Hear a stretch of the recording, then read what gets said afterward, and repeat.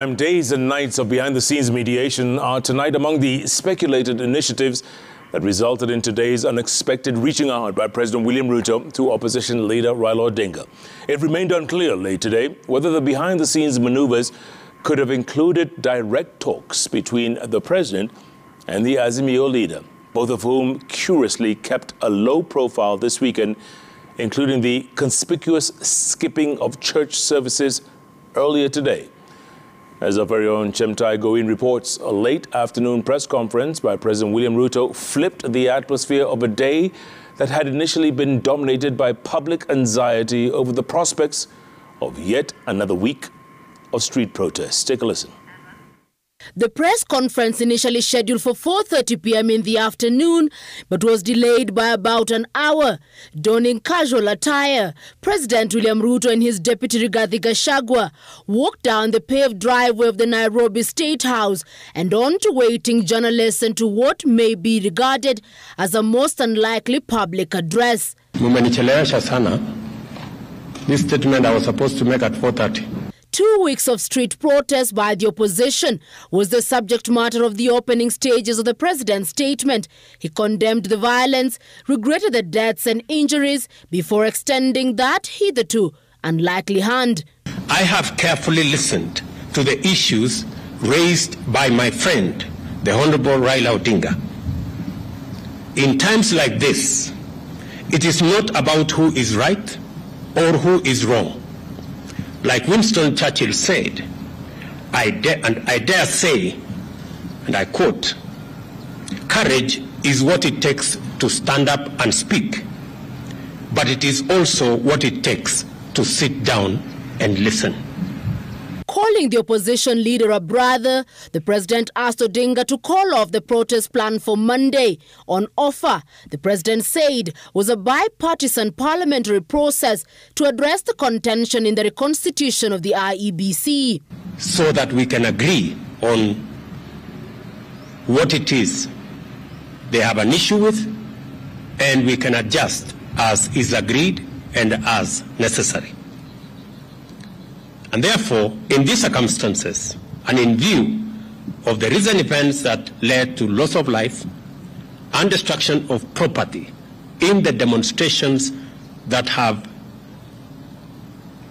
occasioned in our country for the last 2 weeks, I urge my brother Raila Odinga and the opposition to call off the demonstrations and to give this bipartisan approach a chance for us to take the country forward.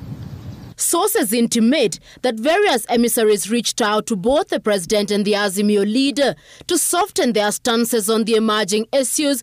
Among those said to have piled pressure on the leaders are religious leaders who have insisted on dialogue, the African Union and the Western community, including the United States. Senator Chris Coons having held talks with Deputy President Rigathi Gachagua and Azimio leader Raila Odinga.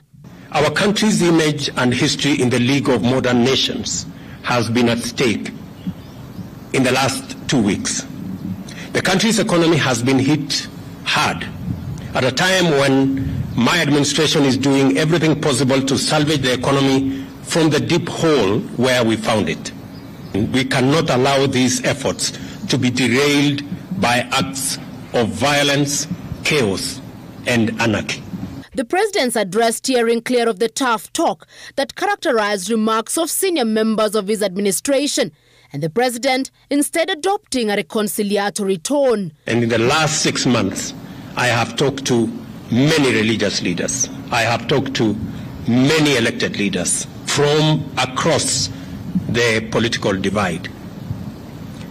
My door still remains open for honest, objective, and sincere deliberations based on the rule of law and the Constitution. The president was, however, firm that a handshake was not in the offing. As a believer in running an accountable government, our position is that we should never be in the position that this country was put by the handshake, where there is no distinction between government and the opposition. once you compromise accountability and oversight, you are in for a lot of trouble. Our position is that we want to engage our brothers and sisters on the other side on issues that are important to the people of Kenya, them as an opposition, us as a government. In his call for a truce, the president enumerated what to him was the cost of the protests so far. 3 Kenyans, among them a police officer, have lost their lives in the protest.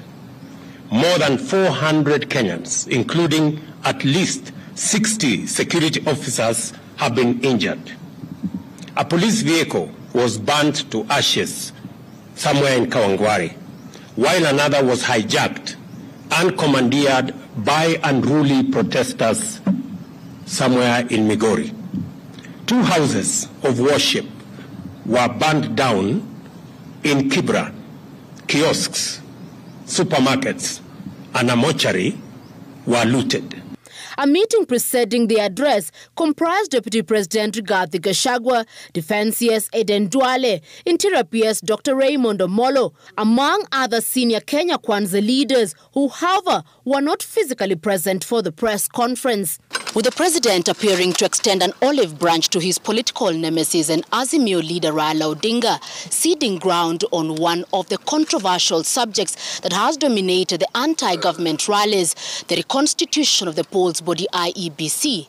Questions abound on whether there will be talks to break even on the other matters that continue to be the subject of the rallies. Chemutai Goin, Citizen TV at State House, Nairobi.